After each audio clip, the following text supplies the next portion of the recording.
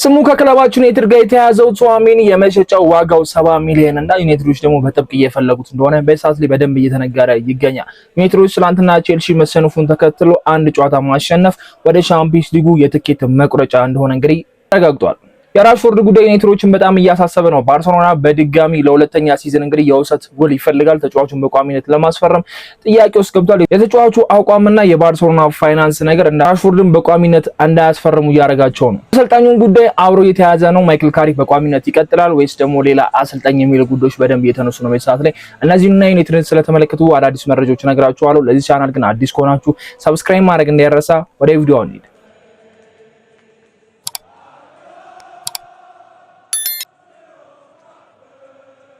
ዩናይትድ ወደ ቻምፒየንስ ሊጉ አረጋግጧል ብዬ አስባለሁ። ቼልሲን ሲያሸንፍ የ10 ፖይንት ጋፕ ከፈጠረም በኋላ ኦልሞስት ከዚህ በኋላ ወደ ቻምፒየንስ ሊጉ እንደገባን እርግጠኛ ነኝ ስል ነበር። 10 ፖይንት ዩናይትድ ከዚህ በኋላ ይጠላል፣ ቼልሲ ይደርስበታል ወይ ደግሞ ሌሎች ቡድኖች መጥተው ዩናይትድ ከ3ኛ ወርዶ እስከ 5ኛ ደረጃ ማልፎ እንግዲህ ከቻምፒየንስ ሊጉ ይጣል የሚል ተስፋ አልነበረኝም። ያለንም አቋም እንደዛ አያስመስለውም እና ቼልሲ ትላንትና በብራይተን እንግዲህ 3-0 ተሸንፏል። ያንን ተከትሎ እንግዲህ ዩናይትድ የቤንፎርዱን ጨዋታ የሚያሸንፍ ከሆነ የማይክል ካሪክ ዩናይትድ ወደ ቻምፒየንስ ሊጉ እንዳረጋገጠ ነው የሚወሰንለት እና አንድ ጨዋታ አሁን በቂ ነው። ቀሪዎቹ 5 ጨዋታዎች አሉ። ከነዛ አንድ ጨዋታ ማሸነፍ ነው። የቤንፎርዱን ጨዋታ ቢያንስ አቻ ቢወጣ ሊቨርፑልን ቢያሸንፍ ደግሞ ሞር ነገሮች ይስተካከሉታል። ስለዚህ ማይክል ካሪክ ዩናይትድን ቻምፒየንስ ሊግ ይዞ ገብቷል ማለት ምንችልበት አሁን ድፍረት አለም ብዬ መናገር እችላለሁ እና ደረጃው እዛው 3ኛው ላይ ሆኖ ይጨርሳል አይጨርስም የደረጃው ጉዳይ ነው። ያንን አስጠብቆ መጓዝ ለማይክል ካሪክ የአሰልጣኝነት ቦታው በጣም ወሳኝ ነው ብዬ አስባለሁ። ተጫዋቾቹ የሚጫወቱለት ፐርፐዝ አላቸው። አሁን ሌሎች ቡድኖች ከወገበታች ያሉት ምንም ነገር ጨዋታ ለማማለት የሚጫወቱ አሉ ወይ ደግሞ ለዓለም ወረድ እንደነ ዌስትሃም አይነት የሚጫወቱ አሉ። አርሰናልና ሲቲ ለዋንጫ ፍክክሩ አሉ። ዩናይትድና ቪላ ሊቨርፑል ደግሞ ወደ ቻምፒየንስ ሊጉ ለማስገባት ለመግባት ወይ ደግሞ ለማረጋገጥ የሚጫወቱ ቡድኖች ናቸውና አንደኛው ቀርሞ የሚያረጋግጠው ዩናይትድ ነው። ስለዚህ ዩናይትድ ቀርሞ ቢያረጋግጥም ደረጃውን በነ ቪላ በነ ሊቨርፑል አለመበለጥ ሲል ቀሪው ጨዋታዎችን ለማሸነፍ ይሞክራል። ማይክል ካሪክ ደግሞ ቀሪዎቹ ጨዋታዎች ቻምፒየንስ ሊጉን ቢያሸንፉም ለሱ ትልቅ የቤት ስራ ነው። ምክንያቱም የዩናይትድ ቋሚ አሰልጣኝ መሆን አሁን ላይ ፍላጎት እንዳለው እንግዲህ እየተነገረ የሚገኛል። ዩናይትዶችን በማይክል ካሪክ ደስተኛ እንደሆኑ ደጋግሞ ይነሳል። ከሊድሱ ጨዋታም በኋላ እንግዲህ ዩናይትዶች በሱ እንደሚያምኑና በሱ ደስተኛ እንደሆኑ እየተነገረም ነበር። ፋብሪዞም ያለው ነገር በጣም ሰላም ነው። ማይክል ካሪክ ስር አሁንም እምነት አላቸው የሚል ነገር ዘግበው ነበርና ቼልሲን ካሸነፈ በኋላ ደግሞ ነገሮች ተረጋጉ። ዩናይትድ የአንድ ጨዋታ መጥፎ አቋም ነው ያሳዩ። አንድ ጨዋታ የትኛውም ቲም ያሳያል። ፒኤስጂ ብንል ባርሳ ብንል ሙኒክ ብንል አንድ ጨዋታ መጥፎዋል እና የዚህ አመት ሙኒክ አሁን ወደ ቻምፒየንስ ሊጉ ሰሚ ፋይናል ላይ የደረሰው ሙኒክ በአርሰናል ሽንፈት ገጥሞት ነበር። አርሰናል የበላይ ሆኖ በሽንፈት ገጥሞት ነበርና ያንን ማንሳት ይችላል። አንዳንድ ጨዋታዎች መጥራት እንችላለን። ፒኤስጂ ባለፈው አመት ፒኤስጂ ቼልሲ እንዴት ክለብ ወርልድ ካፕ ፋይናል እንዴት እንዳሸነፉ እናውቃልና አንዳንድ መጥፎ ጨዋታዎች የትኛውም አሰልጣኝ የትኛውም ቡድን ይገጥመውና ማይክል ካሪክ በዩናይትድ አሰልጣኝነቱ የሊድሱ ጨዋታ ለዛውም 90 ደቂቃ አይደለም መጥፎ የሆኑ ፈርስት ሃፉ ነው መጥፎ የነበረውና ያው የዳኝነቱም ችግር እንዳለ ሆኖ ተከታታይ ሁለት ጨዋታዎችን አለመሸነፉም ነው ማይክል ካሪክ ጥያቄ ውስጥ ያስገባውና ቼልሲን ያሸነፈበት መንገድ ከነበሩት 5 ሴንተር ባኮች የማል ተከላካዮች የቀረው አንድ ሆኖ ያለ ትክክለኛ ሴንተር ባክም ተጫውቶ ክሊንሺት ጠብቆ 3 ነጥብ ይዞ ከሜዳ ውጪ ተጉዞ ያንን ደግሞ ከ6 አመት በኋላ ማሳካት ችሏልና ትልቅ የሚባል ነገር አስመስክቧል። ስለዚህ አሁን ላይ ቻምፒየንስ ሊጉን ለመቁረጥ ሰኞ የምናደርገው ከቤንፎርድ ጋር ያለው ጨዋታ ለማይክል ካሪክ ወሳኝ ነው። ፕላስ ደግሞ የእሱ አሰልጣኝነት ኬሪየርም በዩናይትድ ቤት ለመቀጠል ከተጫዋቾቹ ጋር ያለው ግንኙነት ውጤት እያመጣ ነው። አሰልጣኞች ተቀየረው ውጤት ወዲያው እንደማያመጡ በእነ ቼልሲ እየተመለከተ ነው። 5 ተከታታይ የፕሪሚየር ሊግ ጨዋታ እየተሸነፉ ነው። አንድም ጎል ሳያስቆጥሩ ቶተንሃም ምንም ይሄው 2 ጨዋታ ሆኖታል። ዲዘርቪ ምንም አይነት ማሸነፍ አልቻለም። 95ኛው ላይ ገብቶበት አቻ ተላይቷልና ድንገት አይደለም። በቃ አንዴ አሰልጣኝ ስለቀየር ሁሉ ነገር ሸጋ ይሆንላል ባንዴ ማሸነፍ ትጀምራለህ ማለት አይደለም። ሩበን አሞሪም የመጀመሪያው ጨዋታ ሆኖ እኮ አላሸነፈም። ማይክል ካሪክ ግን የመጀመሪያው ጨዋታ ላይ ገጠማቸው ቡድኖች ስናነሳ የሚገርም ቡድን ነበረ። ይሄ ቡድን ደግሞ እያሰባቸው ያሉ ተጫዋቾችን ስናነሳ እነ ቱዋሜኒ እየተባሉ ነው፣ እነ ቶናል እየተባለ ነው፣ ኤደርሰን እየተባለ ነው፣ በግራ በኩል እነ ያንዲያሞንድ እየተባለ ነው፣ ሌፍት ባክም አለው። ብዙ ቦታዎች ላይ ተጫዋቾችን ሲያስፈርምና ለሊጉ መፎካከር የሚችል ሲሆን ተጫዋቾቹ ማፈራረቅ ሲችል ደግሞ ማይክል ካሪክ የተሻለ ነገር መስራት ይችላል ብዬ አምናለሁና እንዲቆይና የቀጣዩ የዩናይትድ አሰልጣኝ እንዲሆኑ ከመፈልጉ ሰዎች መሃል አንደኛው እኔ ብዬ መናገር እችላለሁ። የእናንተን ስሜት የእናንተን ሀሳብ ኮሜንት መስጫው ላይ አስቀምጡልኝና ዩናይትዶችን አሁን ላይ ውሳኔ ለመወሰን የሁለት አማራጮች ብቻ ነው ያላቸው። ጀርመናዊን ከኔግልስማን ከዓለም ዋንጫው በኋላ ማስፈረም ወደ ደግሞ ማይክል ካሪክ ያለውን ፐርፎርማንስ አይቶ ቻምፒየንስ ሊግ ካረጋገጠላቸው በኋላ የሊቨርፑል ጨዋታ ደግሞ ለዩናይትድ በጣም ወሳኝ ነው። ከሊቨርፑል ጋር ያለን ባላንጣነት የሚታወቅ ነው። ያንን ጨዋታ በኦልድ ትራፎርድ ማሳካት የሚችል ከሆነ ሌላ ጥሩ ሪካርድ ይኖረዋል። ምክንያቱም ሲቲን ማሸነፍ ችሏል፣ አርሰናልን ማሸነፍ ችሏል፣ ቶተናምን አሸንፏል፣ ቼልሲን አሸንፏል። ቢግ ሲክስ ቶፕ ሲክስ የሚባሉ ወይ ደግሞ በፕሪሚየር ሊጉ ቢግ ሲክስ ተብሎ ከሚጠሩ 5 ቡድኖች 4ቱን ማሸነፍ ችሏል። ባገኛቸው አጋጣሚ አንድ ወደ ሊቨርፑል ነው የቀረው። እሱንም የማሸነፍ እድል አለው ብዬ መናገር እችላለሁና ካለን አቋም ካለን ፍላጎት ኦልድ ትራፎርድ ከመሆኑም አንፃር ተጫዋቾቹም ተነሳሽነት ይኖራቸዋል ብዬ አስባለሁ። ማይክል ካሪክ ከሊቨርፑል ጋር መጫወት ምን እንደሆነም ስለሚያውቀው ይሄንን ጨዋታ የማሸነፍ እድል አለው። ከዛ የራሱን አሰልጣኝነት ቦታ ያረጋግጣልን ብዬ ተስፋ አደርጋለሁና የማይክል ካሪክ አሰልጣኝነት ቆይታ ከቤንፎርዱ ጨዋታ ደግሞ ለዛ ነው የሚጫወቱት ተጫዋቾቹ። ማይክል ካሪክ የሚፈልጉት ከሆነ በደንብ ይጫወቱለታል፣ በደንብ ራሳቸውን ያሳያሉ፣ ውጤቶችን ሰብስበው ከሶስተኛ ዝቅ ሳይሉ እዛው ቆይተው ለማጠናቀቅ ይሞክራሉ ብዬ አስባለሁ። ማይክል ካሪክም በደንብ ይጨነቅበታል፣ በደንብ ይጮታል ብዬ አስባለሁና የአሰልጣኙን ጉዳይ ሌላ መነጋገሪያ የሚሆን ነው። የተጫዋቾቹ ዝውውር እንግዲህ በደንብ እየሰማ ነው ያለው ነገር ነው። ዩናይትዶች በዚህ የክረምት ዝውውር በጣም ጭንቅንቅ ያለ ዝውውር ነገር ነው የሚኖራቸው። ምክንያቱም በየቦታው ክፍተት ያላቸው ናቸው። አንድ ተጫዋች ለቀቀ ሲባል ዩናይትድ ግዴታ ያንን ተጫዋች የመተካት ግዴታ ይኖርበታልና አሁን ተጫዋቾች እንኳን ሳይለቁ ተጫዋቾች ሳይሸጡ ግዴታ ማስፈረም ያለባቸው የመሃል ሜዳ ክፍል አለ። የመሃል ሜዳው ክፍል ላይ ኡጋርቴ የሚለቅ ከሆነ 3 የመሃል ሜዳ ተጫዋቾች የሚፈረም እድል አላቸው። እሱ ማይለቀ ከሆነ ቢያንስ 2 የመሃል ሜዳ የማስፈረም እድል ይኖራልና የነ ኤደርሰን የዝውውር ጉዳይ አለ። እነ ቶላሊ እየተነሱ ነው። አሁን ቱዋሜኒ ደግሞ መጥቷልና የቱዋሜኒ ጉዳይ አሁን ላይ በደንብ ዩናይትዶች እየገፉበት ዩናይትዶች በደንብ ስሙን እያያዙትና ከዩናይትድ ጋር ስሙ ተያይዞ አሁን ማድሪዶች ምን ያህል ዋጋ ሊፈልጉ ይችላሉ የሚለው መረጃ እንግዲህ አሁን ላይ እየወጣ ነው። ከነ ቶላሊ ከነ ኤደርሰን ባነሰ ዋጋ በ70 ሚሊዮን ነው ዩናይትዶች ያገኙታል ተብሎ የሚጠበቀውና ግን ማድሪድ ተጫዋቹን የመሸጥ ፍላጎት የለውም። ግን ዋጋው ግልጽ ነው። ቱዋሜኒ ያለው ውል እስከ 2028 ነው። በጣም ትልቅ የሚባል ውል አይደለም። ተጫዋቹ ገና 26 ዓመቱ ነው። በፈረንሳይ ብሔራዊ ቡድን ምን እያደረገ እንደሆነ እናውቃለን። በማድሪድ ቤት ቋሚ ተጫዋች ነውና ይሄን ተጫዋች ዩናይትድ ማግኘት የሚችል ከሆነ ምንም ጥያቄ የለውም። ሸጋ ነው የሚባለውና ግን ከነ ኤደርሰን ከነ ቶናሊ አንፃር ስንመለከተው ሊጉን ከሚያጉት ተጫዋቾች አንፃር ጋር ልናወዳደረው አንችልምና ዩናይትዶች የትኛቸውን ምርጫቸው ያደርጋሉ የሚለው ነገር በጣም ተጠባቂ ነው።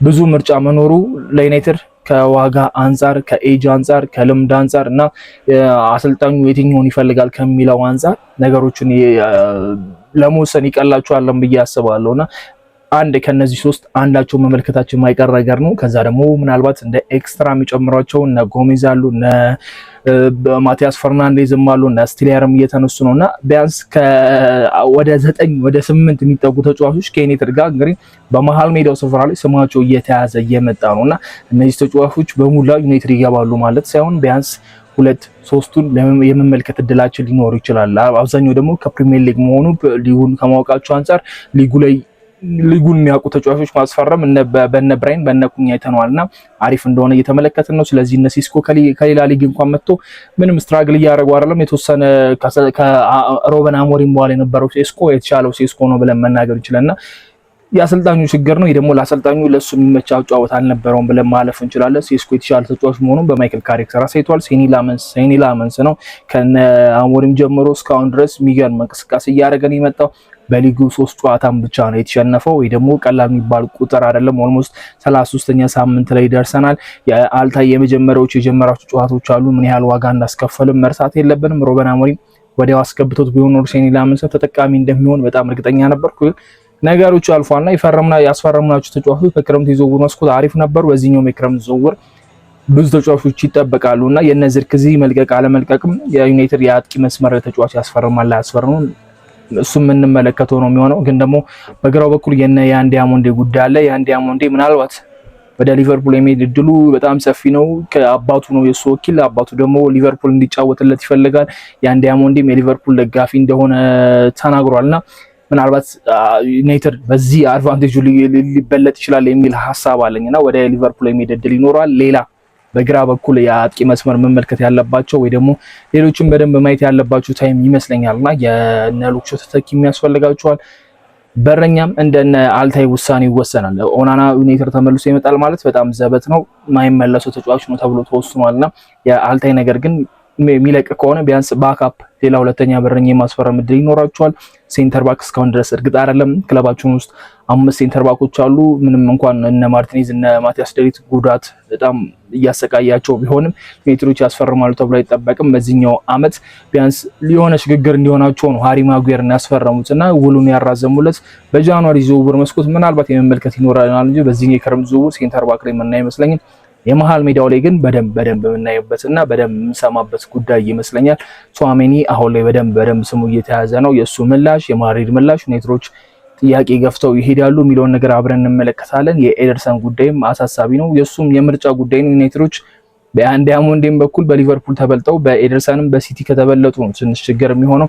የባለፈው የክረምት ዝውውር መስኮት ለዩናይትድ ምን ያህል ሀያል ክለብ እንደሆነ ያሳየበት ነው። የዚህኛው ደግሞ ምን ሊያሳይ እንደሚችል ምን እንመለከተው ነው። ዩናይትድ ያለ ቻምፒየንስ ሊግ እነ ሴስኮን አስፈርሟል፣ እነ ቦሞን አስፈርሟል፣ እነ ኩኛን አስፈርሟል። በሊጉ ከ15 እስከ 20 የጎል ተሳትፎ የነበራቸው ተስፈኛ የሚባል አጥቂ እነዚህን ተጫዋቾች ማስፈረም የቻለ ቻምፒየንስ ሊግ ኖሮት ደግሞ ጥሩ የሚባል በፕሪሚየር ሊጉ 3ኛ ደረጃን የጨረሰን ቲም ዩናይትድ ሆኖ ቀጥሎ እንግዲህ ማንን ያስፈርማል የሚለውን ነገር ምንመለከተው ነው የሚሆነውና ተያይዞ ደግሞ ዩናይትድ የሚለቃቸው ተጫዋቾች አሉ። ልክ እንደና ራሽፎርድ ያሉ ተጫዋቾች አሉና ራሽፎርድ ማይክል ካሪክ ቢመለስ ደስታው እንደሆነ ብዙዎች ይናገራሉ። ባለፈው በፕሬስ ኮንፈረንስ ላይ ተጠይቀው ነበረ።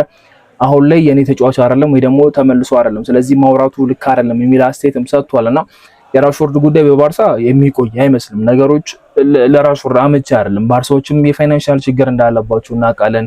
ፕላስ ደግሞ ራፊኒያ ከተጎዳ በኋላ ራሽፎርድ ያሳየው ፐርፎርማንስ ለባርሳዎች አስደሳቸው አይደለም። ራፊኒያን ባዩበት አይናቸው ራሽፎርድን የማየት አይን አይኖራቸውም። ራሽፎርድ በሻምፒዮንስ ሊጉ ከአትሌቲኮ ማድሪድ ጋር የነበራቸው የመጀመሪያ ዙር እንቅስቃሴ ጎሎችን ማስቆጠር የሚችልባቸውን እንቅስቃሴ ስላባከነ ሰከንድ ጨዋታ ላይ ራሱ ቤንች ሆኖ ነው የጀመረውና ተጫዋቹን የማቆየት ምንም ፍላጎት ያላቸው አይመስልም። አሁን ደግሞ ሌላ የውሰት 1 አመት ውሰት እንደሚፈልጉ ነገር ዜናዎች እየወጡ ነውና ዩናይትዶች ለተጨማሪ አመት ራሽፎርድን በውሰት ይለቁታል ተብሎ አይጠበቅም። ምክንያቱም የክረምት ዝውውር ላይ ከፍተኛ ገንዘብ ስለሚያወጡ ከራሽፎርድ የሚገኘውን እስከ 30 እስከ 25 ሚሊዮን ፓውንድ መሰብሰብ ነው የሚፈልጉትና ባርሴሎና ተጫዋቹን መግዛት የሚፈልግ አይመስልም። ማይክል ካሪክ ምናልባት ራሽፎርድን ማቆየት ከፈለገ እነ አንዲያሞንዲ ሊቨርፑልን ከመረጡ እነ ሮጀርስ አስቶን ቪላን ይለቃሉ ተብሎ ይጠበቃል። እነሱ ማስፈረም የማይችሉ ከሆነ ምናልባት ራሽፎርድን የማቆየት ፍላጎት ሊኖራቸዋል ብዬ አስባለሁና የቡድኑ መንፈስ ምን አይነት ይሆናል? ራሽፎርድ ሲመለስ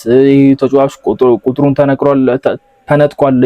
እዛው የዩናይትድ ተጫዋች ሆኖ ነው ውሰት ሳይሰጥ ነው ሮበን አሞሪም ቁጥሩን ያስነጠቁትና ከዚህ አንፃር ራሽፎርድስ መመለስ ይፈልጋል ወይ ዩናይትድ የሚለው ነገር አሳሳቢ ነው። ዩናይትዶች የነ ኦናና በክለቡ ተመልሶ ቦታ ማግኘት ይፈልጋል። ከሴኒ ላመንስ ጋር መፎካከር ይፈልጋል እየተባለ ነው። የነ ራሽፎርድ ከባርሳ ጋር ያላቸው ግንኙነት ጥሩ አይደለም። ሳንቾ ምን ሊፈጠርበት ይችላል እናምና እነ ኡጋርቴ የሚሸጡ ናቸው። እነ ማላሲያ በነፃ ይለቃሉ ተብሎ የሚጠበቁ ናቸውና ተጫዋቾችን ማስወጣት ራሱ ለዩናይትድ በጣም ስራ ነው የሚሆነው። የራሽፎርድ ነገር ግን በጣም አሳሳቢ ነው።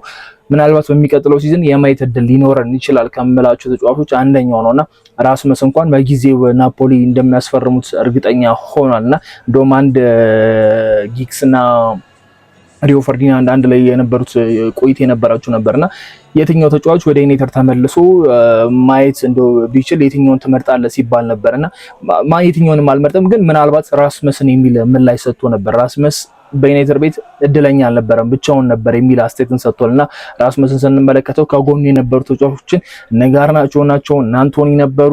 ቡድኑ በእንደዚህ አይነት መንገድ እየተጫወተም አልነበረም። አሁን ሴስኮ ጎል ሳያስቆጠር እንኳን ሲቀር ቤንች ላይ ተቀምጦ ነምቦሞ በፎርስ ላይ ይጫወታሉ፣ ጎል ማስቆጠር የሚችሉ ሰዎችና ብዙ ጫና አልነበረበትም። ሴስኮም አሁን ጫና ላይ አይደለም፣ በቃ ተቀይሮም ይገባል፣ ተቀይሮም ይወጣ፣ ጎል እያስቆጠረ ነፃ ሆኖ ነው የሚጫወተውና የዛን ያህል እድል ራስመስ አላገኘም ብሎ ጊግስም ያምናል። ትንሽ ስሜት የሚሰጥ ነገር ነው። ፕላስ ደግሞ ዩናይትዶች በዝክዚ መቆየትና ለመቆየት ላይ የአጥቂ መስመር ጉዳይ ላይ የሚያጠኑበት ይሆናልና ግን ደግሞ ራስመስ በናፖሊ ደስተኛ እንደሆነ ነው እየተናገረ የሚገኘው። ናፖሊ አመራሮቹም እንደሚያስፈርሙት ነው የሚያስቡትና ለዛ የራስመስን ጉዳይ ያበቃለት ይመስላል። ግን በክረምት ዝውውር መስኮት የዩናይትድ ውሰት የሰጣቸው የበተናቸው ተጫዋቾች ሰብስቦ መሸጥና ከነሱ ጋር ያለውን ውል ማቋረጥ ወይ ደግሞ መመለስ የሚገባውን ተጫዋች መመለስ የሚችልበት ከዛ የሌሎች አዲስ ተጫዋቾችን የሚያስፈርምበት ታይምና በጣም የተጨናነቀ ጉዳይ የሚሆንበት ነውና የነ ማይክል ካሪክም ጉዳይ አለ በቋሚ 11 በቋሚ አሰልጣኝነት በኩል ዩናይትዶች በጣም ቢዚ የሚሆኑበት ታይም ነው። እኛም አዳዲስ መረጃዎች የምንሰማበት ታይም ይሆናል ብዬ አስባለሁና ገና ሊጉ ሳያልቅ በደንብ እየተሰማ ነው። ዩናይትዶች እስካሁኑ ተፍተፍ እያሉ ነው። የባለፈው የማቲያስ ኩኛንም ዝውውር የምናስታውሰው ነው። ገና ዝውውር መስኮቱ ሳይከፈት ነበር በጥቅማ ጥቅም ነገሮችን የጨረሱት። አሁንም እንደዚህ አይነት በቀላሉ የሚያገኙት ነገር ከሆነ በጣም አሪፍ ነው። ከዓለም ዋንጫው በፊት ሁሉ ነገር የሚጨርስ ከሆነ ዩናይትዶች ዋጋ መወደድ ላያጋጥማቸው ይችላል።